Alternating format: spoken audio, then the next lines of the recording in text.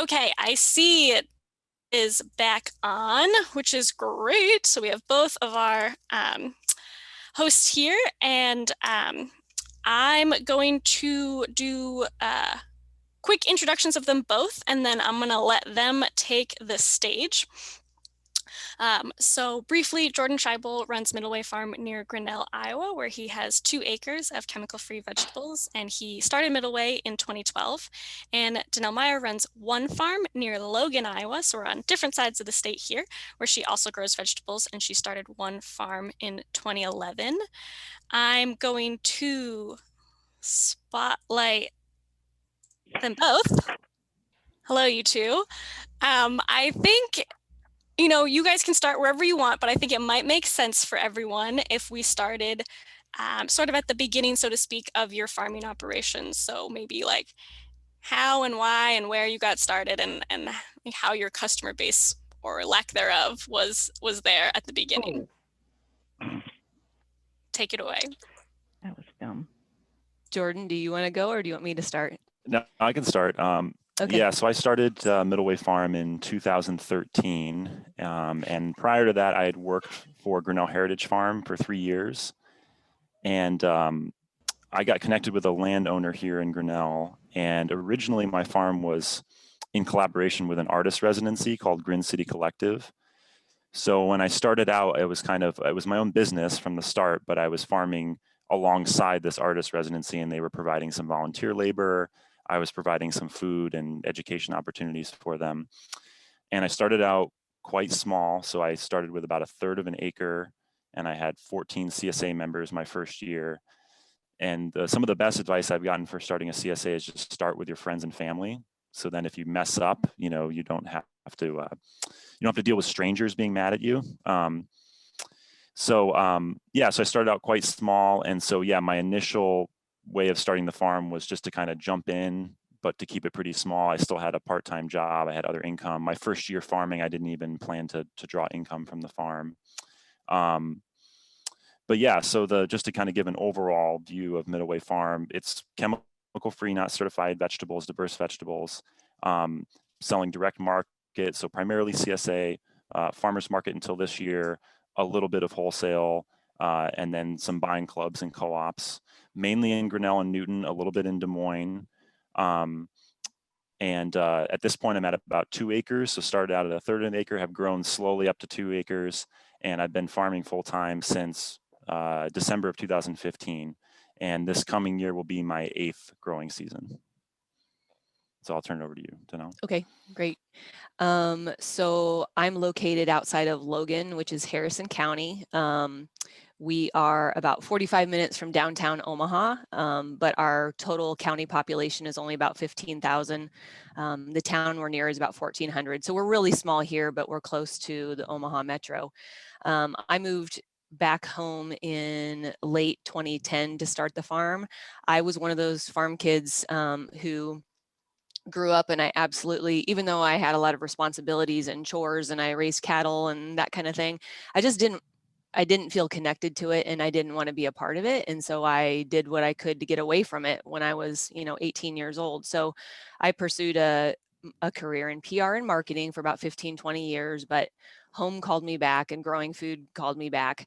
So now I'm 5th generation to grow on our family land. I still work part-time in marketing in the winter, so I have a really flexible schedule. So unfortunately, I'm not a full-time farmer like Jordan. I aspire to be for sure. And that's kind of part of what I've been trying to figure out the last 10 years that I've had the farm is, how can this be my full-time job? And so I've done a lot of experimentation in terms of products and the way that I sell and things like that. We too are chemical free, but not certified. We've been up to 2 acres in production, but in 2017, was our biggest year. And then in 18, we cut way back and we simplified some things just to try to get our handle on things. And then we've slowly been growing a little bit since then. And so last year, I think we had about 1.5 acres in production, and that includes a small high tunnel. We've got a 30 by 48 high tunnel. We grow primarily vegetables, a lot of herbs, and then just rhubarb is our only fruit. since the beginning, we have a county farmers market here at an Iowa Welcome Center along Highway 30. And so I've done the farmers market for all 10 years. For about the last 6 or 7 years, I've sold wholesale through farm table procurement and delivery out of Harlan. So at first I was kind of anti-wholesale because I couldn't wrap my head around like selling things for an even lower price. And I had people say, well, once you start it, you'll get it. And, it's all about the volume. So I've really loved what I've learned going wholesale through farm table. In my early years, I did some online ordering with pickup locations in Harrison County as well as in Omaha, and I expanded that a little bit each year. I also started a weekly box program, and people could literally order it from week to week, or they could commit to the whole season. And like I said, we simplified everything in 2018. So I eliminated that box program and the online ordering. But then 2020 hit and we had a pandemic. So I brought both of those things back in very abbreviated versions. So I had a little bit of online ordering, and I did a few boxes last year. And then last but not least, to bring us full circle here, in November and December, we experimented with a seasonal pop-up market on Main Street in Logan. And we didn't have tons of our own vegetables, but we aggregated other products from friends and fellow producers, and even through Farm Table, we got other products. And the community responded to it really, really well. And so now we signed a year lease, and this year we're not only going to have a farm, but we're going to have a store in town too. So that was my long introduction, but that's that's my history, I guess.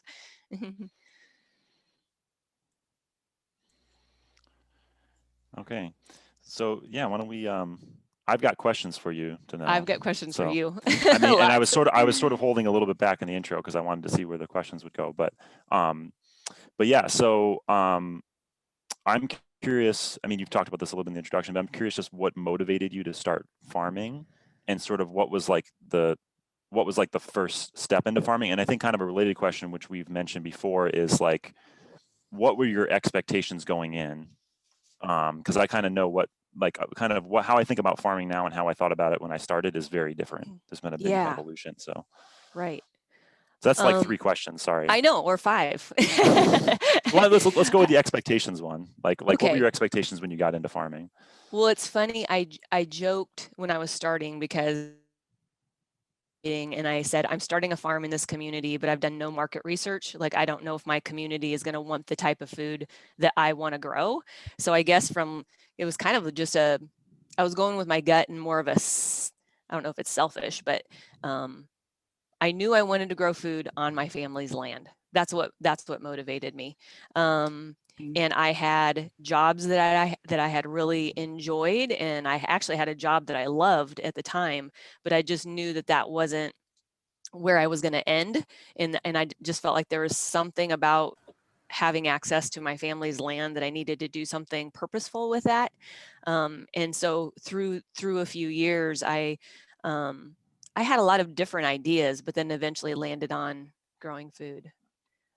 Did that answer at least one of the questions, Jordan? Yeah.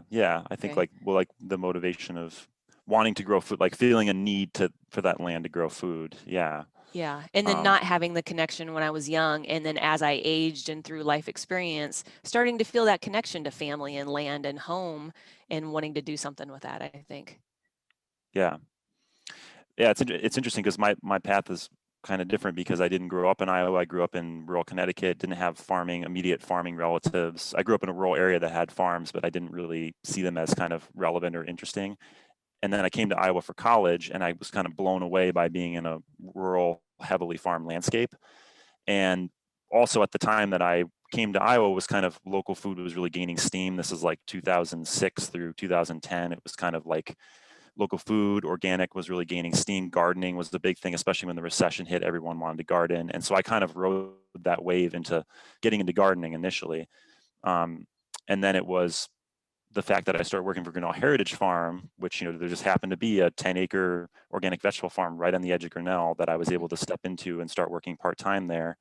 And then because I was graduating college, I ended up getting a full-time job there. So that's where I got introduced to the idea of growing commercial scale vegetables.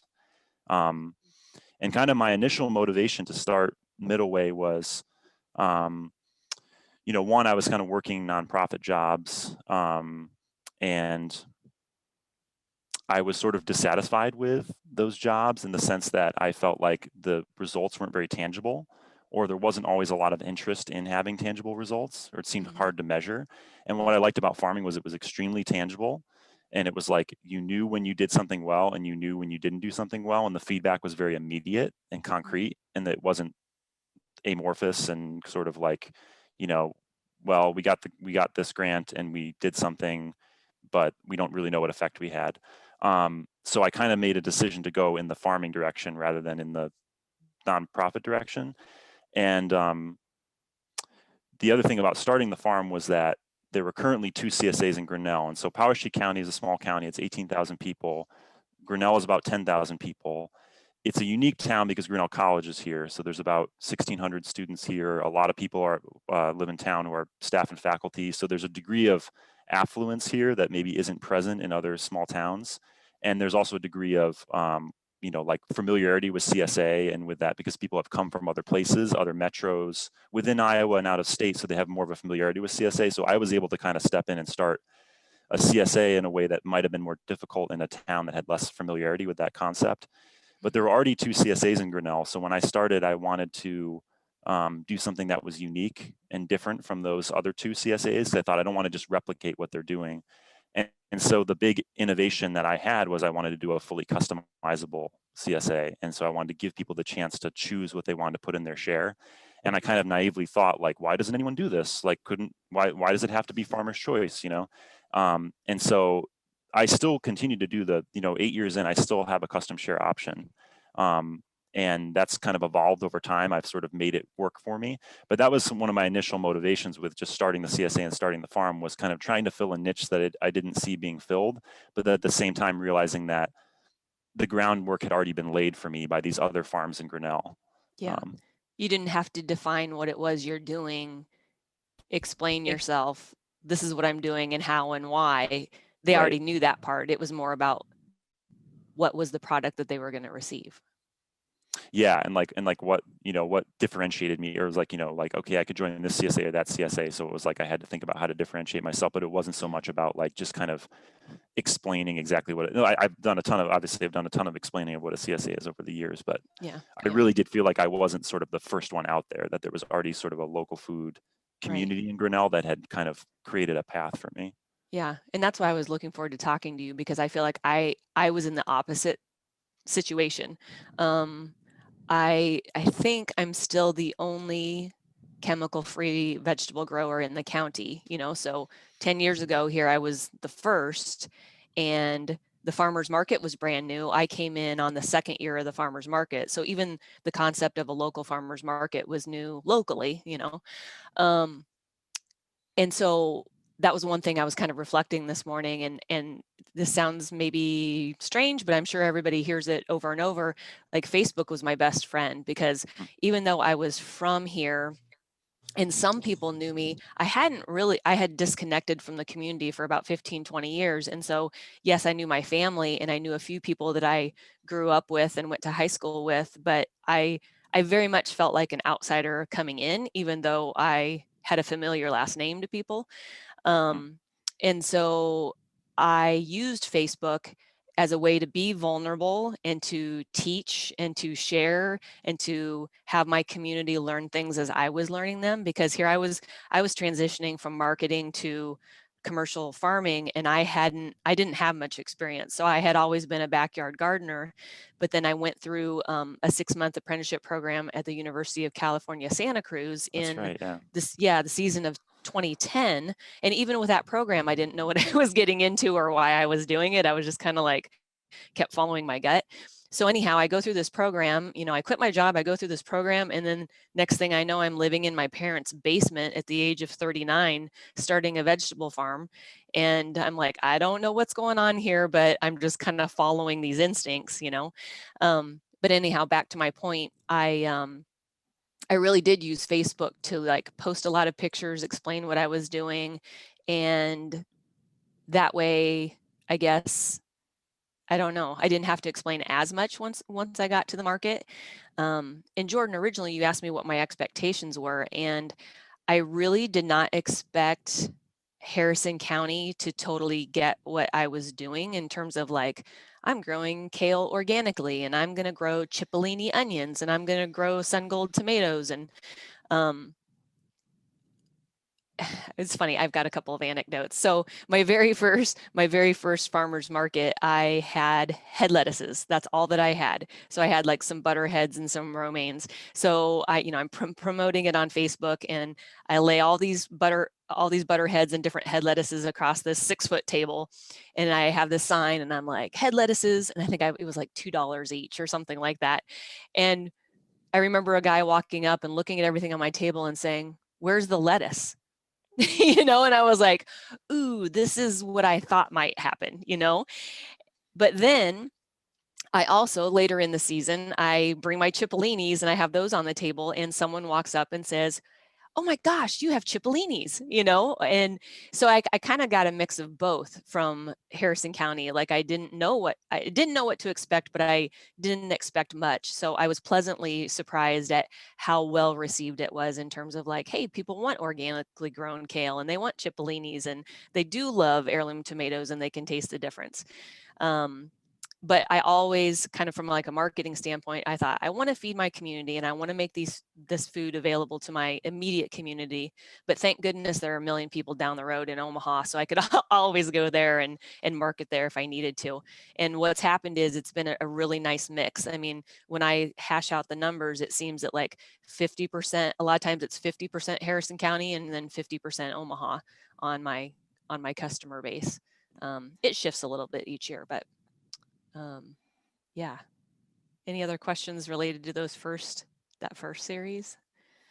No, I think that kind of covers it. I mean, I was just thinking about, because like when I think about this question of expectations going in, because I feel like it sort of was an instinct. I mean, it wasn't like neither of us got into vegetable farming with like sort of a very distinct business plan, or like we know exactly what we want to do. It was more instinctual. Yeah. And still I'm like that. And then it's kind of building. I mean, for me, it's been kind of building it back. It's like then I've had to figure out all the skills I need to run a business.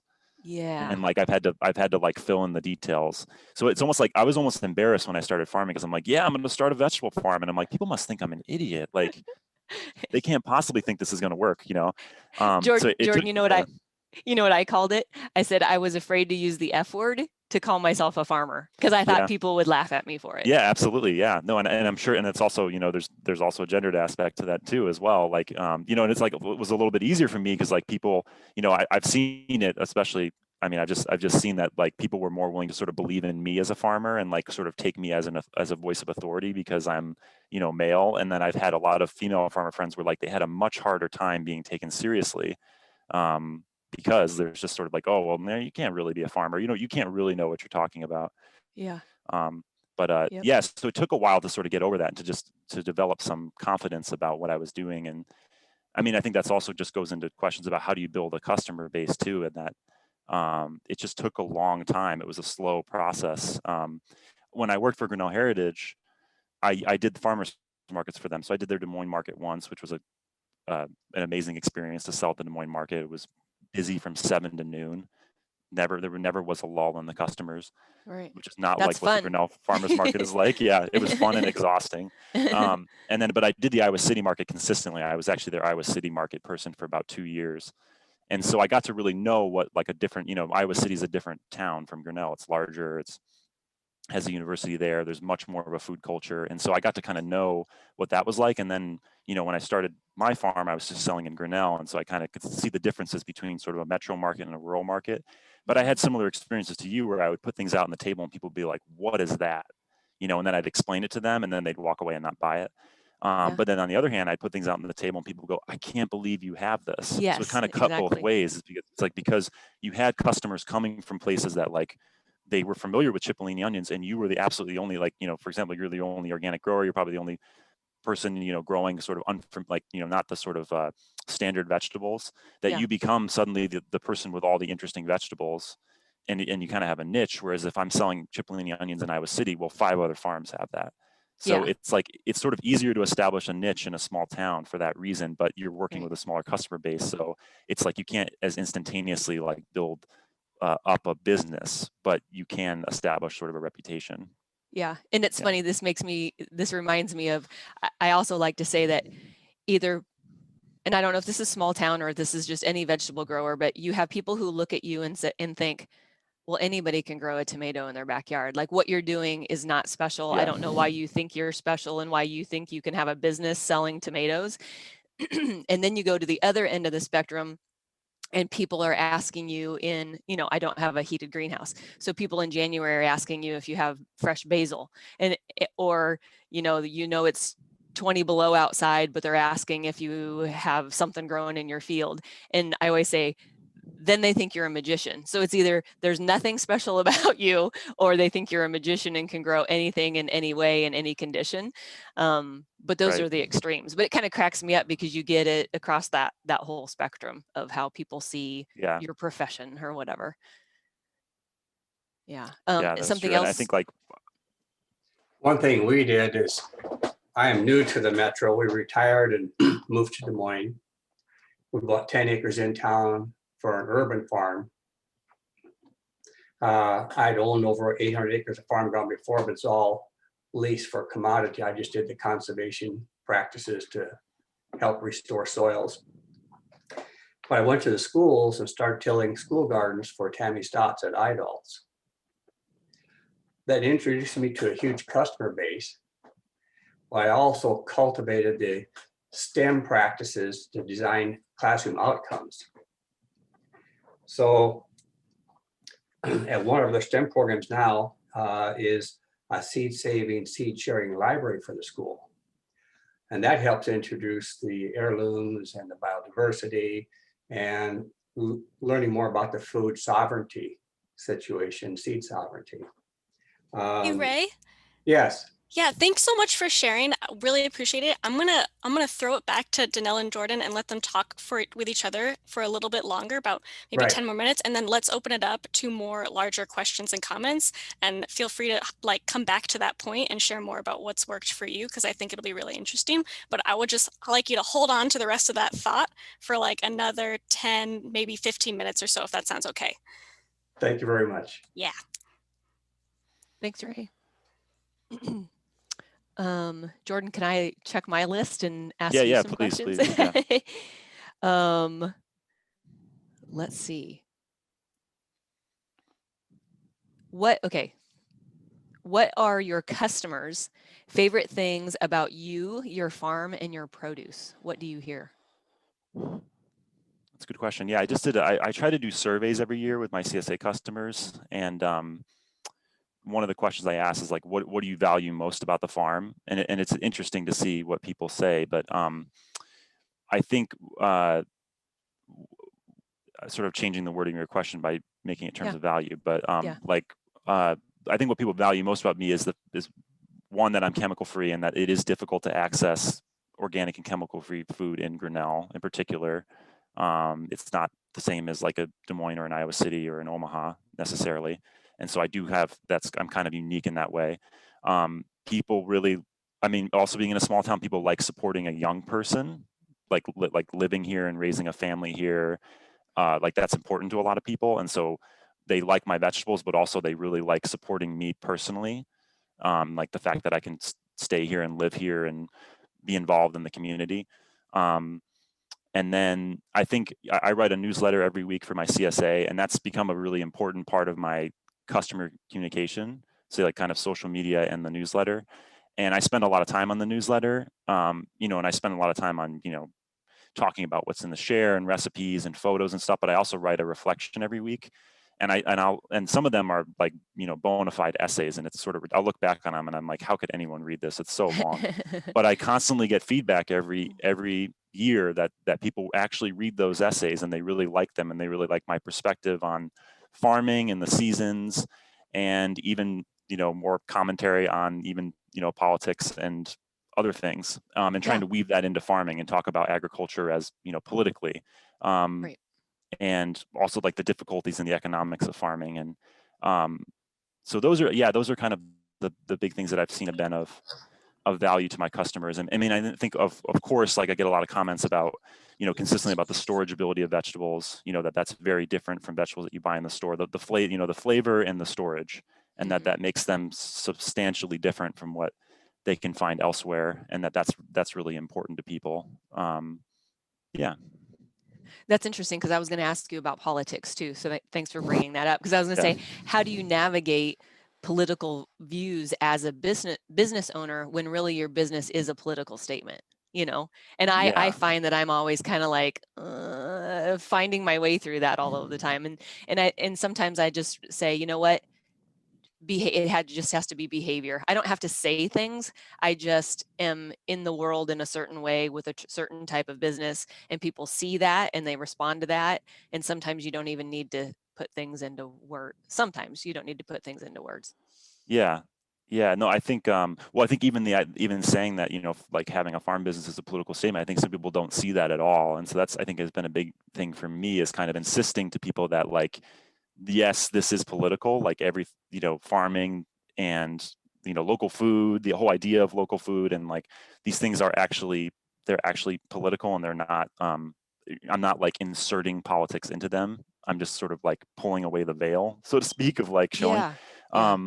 But yeah, I mean, I've been really, I think, fortunate in that my customer base has been very tolerant of me being overtly political, especially this year in my newsletters and in my social media. And I think not everyone. I know other, for example, I know another business in Southern Iowa, and they kind of always say they appreciate what I'm doing, but they're like, we can't do that. We would get raked over the coals if we did that. If we said Black Lives Matter or things like that, like we just can't do that. We live in a more conservative place. Different And so I think communities.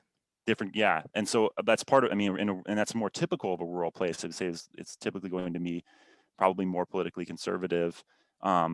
In Grinnell, my customer base is largely based around the college. It's largely a little bit more liberal, progressive, affluent than a typical rural place. And so I've had some leeway in doing that. That's not to say I haven't had any pushback. But I felt that I've sort of pushed the boundaries, and then I kind of see, and then I kind of keep pushing the boundaries. And I've gotten feedback from people that they like that I do that, and they appreciate it. So it's kind of made me more bold than I think when I started out. But it's a constant, I'm constantly evaluating that. It's like the degree to which I want to push those boundaries, the degree to which it's appropriate, the degree to which I want to spend time and mental energy on that, like what is important for me to sort of push boundaries on, and what is not. But I really do believe that, like, I've never been in this simply for it to be a business and simply to make money. It's always been much more, it's like sort of the farm I've always thought is an expression of me personally. And I don't like this idea of kind of hiding behind a brand, or like, like Middle Way Farm is me, it's like, I'm not going to pretend that there's some like separation there. It's so funny, yeah. Jordan, you're just bringing up like all these questions that I have written down to ask you about. Like, I did want to have like a conversation with you about that, and maybe this is small business in general, but definitely vegetable farms and, small scale producers of any form. The farm is you, the product is you, and that is such a pro to the business, but it can be a con too, because then like people want to talk to you. And I don't know, I guess, what are your thoughts on that? Or how do you navigate that? Or have you had challenges with that? Yeah. Well, I mean, even as I'm saying that Middle Way Farm is me, I mean, I've increasingly become a little bit found that that's kind of problematic, in the sense that, especially this year, my business doubled, and it's become apparent to me that Middle Way Farm, I mean, I've always had employees, but in terms of, I've always been the sole person running the business, doing everything: accounting, marketing, crop planning, production, delivery, everything. And so my goal this year is explicitly to try to make Middle Way Farm less about me, and to actually start to delegate some of the functions of the farm to other. I'm actually taking on 2 people as partners in the farm business. And so I'm going to try to delegate more roles to them. And so that is a big change, because Middle Way Farm has always been me, and people are communicating directly with me. And it's a huge asset for building a farm, I think. But I think that maybe long-term, there's like a necessary transition that has to happen if you want to keep growing the business, I guess. Right. I mean, I don't know if that's a hard and fast rule, but that's at least been in my experience, is that trying to keep the farm about you personally, like, you have to sort of stay at a certain scale for that to work. But if you want to get beyond that certain scale, I think that starts to become untenable, or at least for me personally, it has, especially starting a family. Like, I can't work 70 hours anymore. I can't be everything for the farm anymore. And I also like, I kind of, after farming for 8 years, I kind of know what I'm good at and what I'm not good at. And so I no longer like beat myself up over the things I'm not good at. I just kind of like, who is good at that I can bring in to help me, instead of trying to be everything for the farm. And I think the farm will be stronger if it's managed more collectively, or there's more sort of collective wisdom. And so, yeah, I mean, Right. one of the questions I had for you is, because we both farm as sole owners of the farm. We don't farm as a, I'm married, but my wife doesn't work on the farm.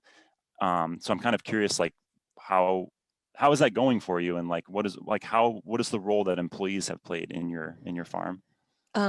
Well, thank goodness we've had the same crew of 3 people.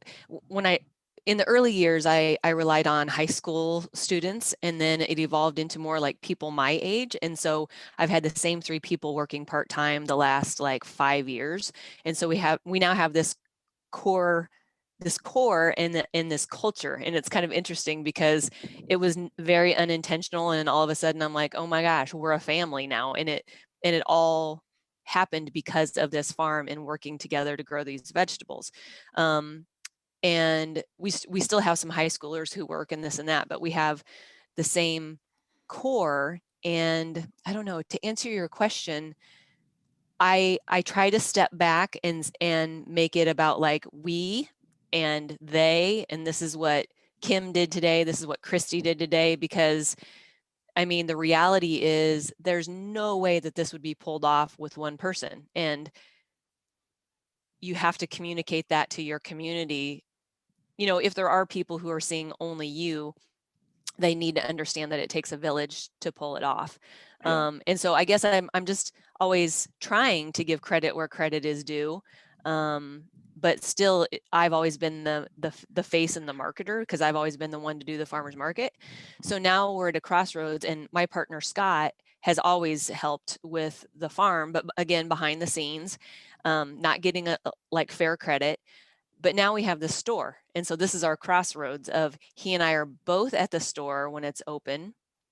But what do we do going forward in terms of like, now the store is us too? Like the farm is me and the store is me. And now I have to be there all the time. So we're trying to figure that out in terms of who's now doing the farmer's market, and do I mostly work at the store? And that's probably how it's going to be, hiring somebody to do the farmer's market for us.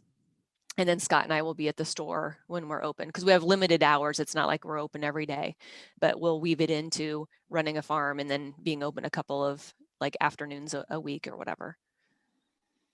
Yeah, So yeah, it's that's hard. an interesting transition to make. I mean, because like I've decided that I'm not going to do farmers market anymore. I didn't do it this year because of COVID. I just decided that I wasn't going to do it, and I did online orders and delivery, and it went so well. I had more sales for less effort, that I've decided I have to keep going with this. But the farmers market was really important to me, building the business and building an identity and getting CSA customers, and so, and also just kind of for socializing, like, Yeah. like being a farmer, like sometimes can be kind of isolated during the season if you're working a lot. So it was like a built-in socializing time for True. me. And then also just like the bartering that happens between vendors and getting to know people. And so I'm going to miss that, but also like if I'm kind of being prudent for the business, it doesn't make sense for me to do it anymore. But I've considered, could I start again if I hired someone to do it? But that would be very different, because my identity at farmers market is very much, it's Jordan there. Yeah. And so if it's not me there, is that going to make a big difference? And then also it was always like, it's my sweat equity, I'm putting into the farm by being at the market. If I hire someone, it's going to become more about, I'm paying you this much dollars per hour. I want to make this much money. Right. And so the farmers market always worked for me because it wasn't just about making money, even though I thought I did make money there, but it was about, marketing, and it was about socializing and all these other intangible things. And building And so community. And building community. And so if I'm Yeah. hiring someone to do that, some of those intangibles kind of go away for me. And so Right. it's like, I know. yeah, that's difficult. I'm already planning on sales like really dropping, because, and I don't mean Yeah. that in a critical way. I just think that that's a very realistic expectation, because I could also just say we're not doing the farmer's market anymore, but my heart's there. And so it may not be a smart business decision, but I feel like if there's a farmer's market in Harrison County, my farm needs to be selling there, Yeah. But I already expect that. I mean, can anyone explain to you the peppers, or can anyone else besides you explain how to cook with the peppers that you're growing? You know, I don't know if that's a fair statement, but I feel like all the just the natural education and the storytelling that happens at a farmer's market, when people are like, oh, those are really pretty peppers, but I don't know how to use them. Well, you're going to explain how to use them in a completely different way than a paid employee, you know. Yep. And you're probably going to be more effective in it. So I think Yeah, that's absolutely. a hurdle. So Jordan, I also wanted to ask you about your decisions around not doing the farmer's market because of COVID. And I think we've already touched on some of these topics, but what was your thought process for that? What were your expectations? I actually had like 5 questions related to that decision. And ultimately, I want to know, like, you going through that decision-making process, if it was a long one and maybe it wasn't, that experience of going through that, did that change the way you feel about your farm, your customers, your community, yourself as a business decision maker? Like, did you learn things from making that change with COVID? Yeah, I learned a lot. I mean, this farm, like, I feel like the farm is always going to be before COVID and after COVID, because this has been an absolutely watershed year for the farm and how I think about it. And, but you know, when COVID hit, I mean, I'm trying to put myself back in that mindset, because when COVID first hit, people weren't masking. There wasn't we had less knowledge about how it transmitted. There was a lot more uncertainty about how it transmitted. And like, so I was kind of making decisions in that capacity, like, you know, as the market actually got going and I saw how it was going, I was like, this actually feels really safe to me. Like, once I actually saw it going, you know, I wasn't there, but I was like observing it. Mm-hmm. You know, and so if I had had that knowledge, I might have actually just done the market. But because it felt so uncertain to me, and I was just kind of really, I mean, honestly, just kind of not feeling very trusting of people to mask and to socially distance and stuff. And I was concerned about that. And we formed a pod early in the pandemic. So my household, my wife, my son, we have a housemate and her daughter, and then the two people who live on the farm and work with me. And so part of like keeping the integrity of that pod felt like the market was like going to be like a big exposure risk. You know, it was going to be like, and so it wasn't just about me. It was like everyone in that pod was going to be exposed if I was going to be like going weekly to a market. So that was part of the decision making there. But it was, I mean, initially I had a plant sale in May, and that's an on-farm plant sale.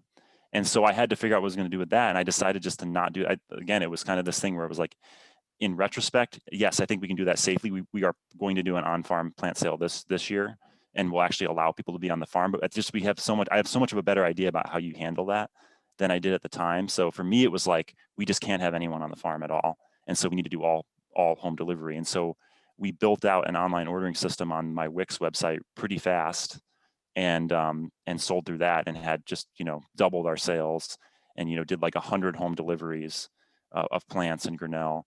But that kind of paved the way for replacing the market, because like once I kind of figured out how to put stuff online and how to do delivery, then that was like, okay, this is what I'm going to do. And so then that kind of made the decision to drop market easier, because it's like, well, I had to build all this out to do the plant sale.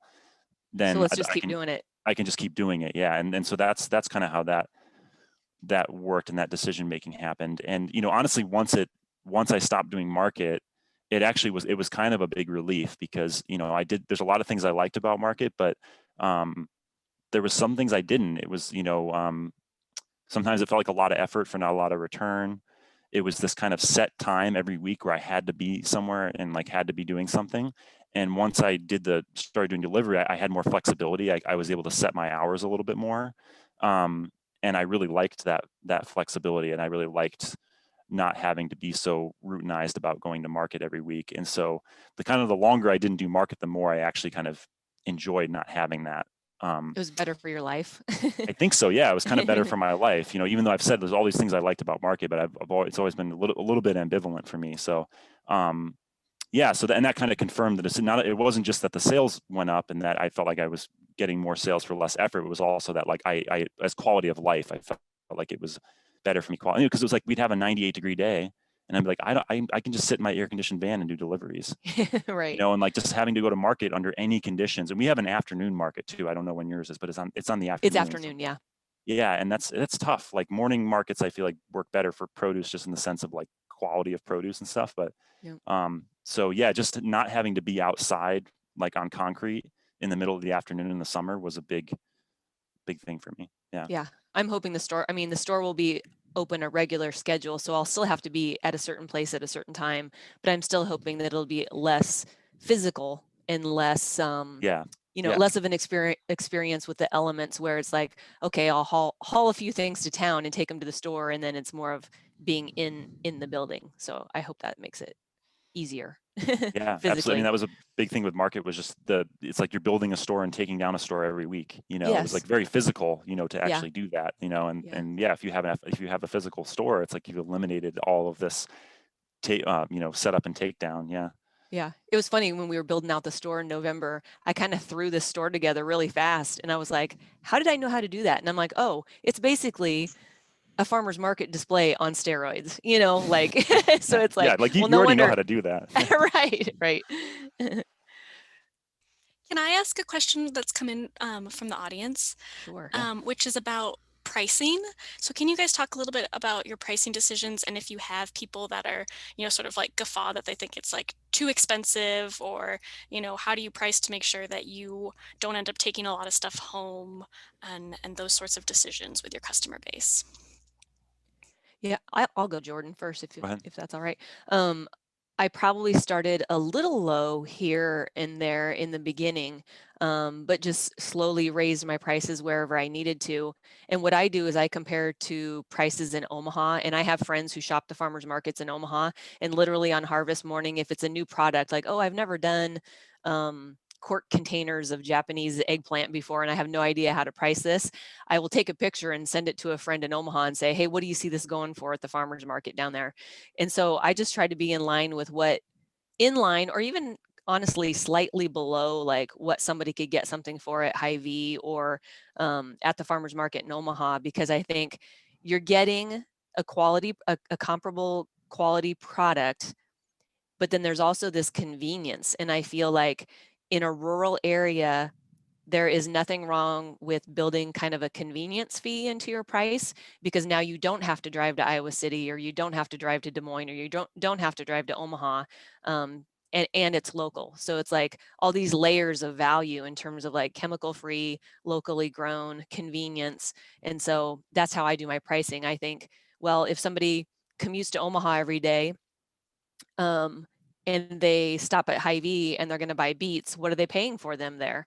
Versus they could buy comparable or maybe better beets at our store here in Logan now. So I think as long as I'm in line with things happening in Omaha, that's a good price point for me.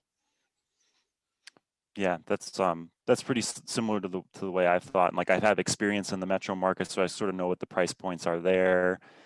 I know in Grinnell things tend to be cheaper, and yeah, there is a tendency to underprice produce, especially like when you have a gardening culture and people, there used to be a stand that was 25 cents a pound for tomatoes, self-serve stand, and people just give away produce. And so I think, yeah, it's important to start with a decent price. And like Danelle, I started out probably too low, and I've kind of slowly raised my prices. And I don't just like raise my prices reflexively every year. I've kind of raised them to the point where I felt like, okay, this is where I want to be more or less. And then I've kind of held those prices for a few years, let's say. But yeah, I think it's like, what are the price points elsewhere, like in grocery stores? And I look at organic, I'm not going to try to sell, I'm not going to compete with, conventional produce in a grocery store. That they're different. Yeah, the quality is so much better so I think you need to look at what the organic pricing is. And I think if I'm less than 2 times as much as that, then like I'm okay. So like I don't want to go more than twice as expensive as something else. And I obviously try to be a lot closer to like 1 to 1 or 1.5 to 1 or something with my pricing. But that's kind of what I think about. And I get pushback at market every year, but I've tended to think that the people who push back with me at market they're just not my customers. I've just stopped. Part of it is like when you first start out, you want everyone to be your customer, and you feel like you have to cater to everyone. And I think over time you just realize that not everyone is your customer. And so if there's someone and that's okay. And it's like if someone doesn't want to, I'd have a cabbage and I was selling for $3, and the guy walks by and goes, $3 for a cabbage.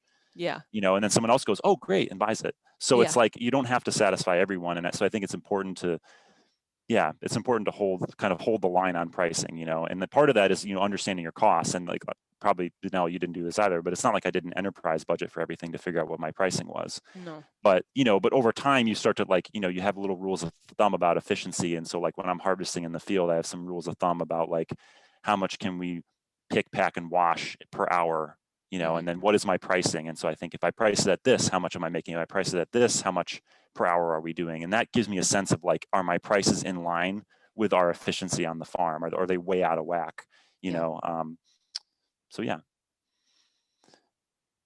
Another thing, I didn't raise my prices for a while. Well, in my greens, I sell half-pound bags of spinach and salad mix and arugula, and I price them all the same. I always did $3 for a half pound.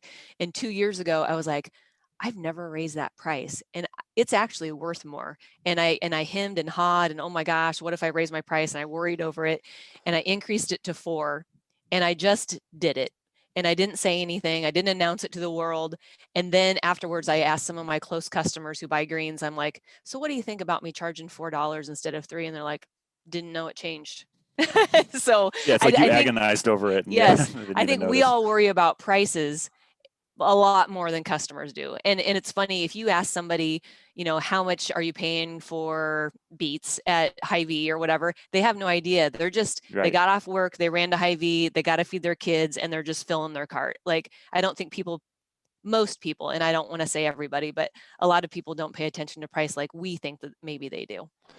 I ask that every year in my survey about, does the pricing seem okay? And every year people are like, maybe it's a little high, but it's fine. Or it's fine. Like I don't get a lot of pushback about pricing. And yeah, so like I would agree with Danelle. Like if you go to the grocery store, do you read your, you know, people just often just buy stuff and they get it rung up.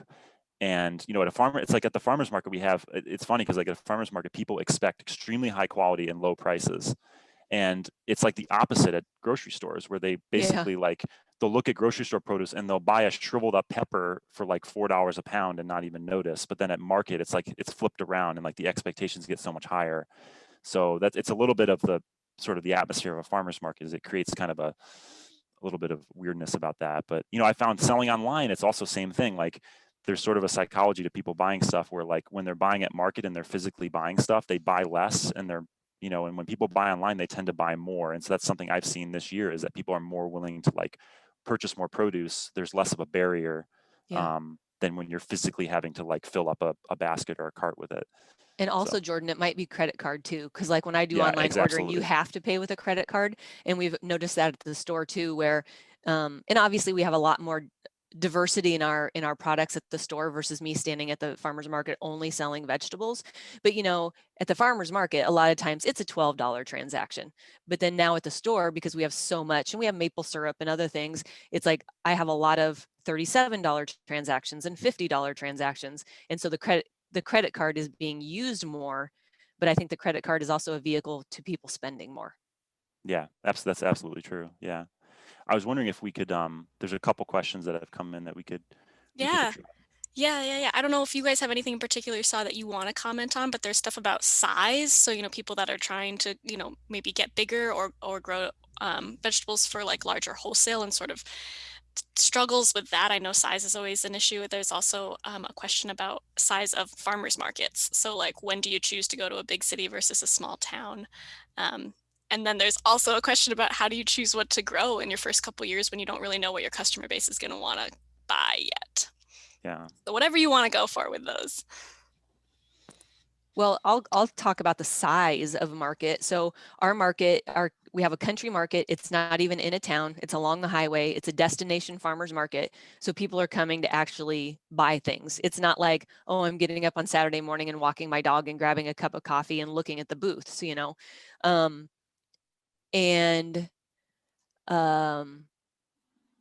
As far as size, like even this year with COVID, there were weeks when we only had 2 or 3 vendors. So we were dinky, but I still had great sales because people were there to shop.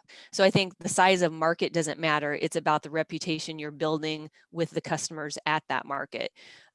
We did an Omaha farmers market fall before last, and I had these huge expectations, and I took like at least $3,000 worth of produce, and I filled my van to the gills, and we sold less there than we can at our little Harrison County farmers market.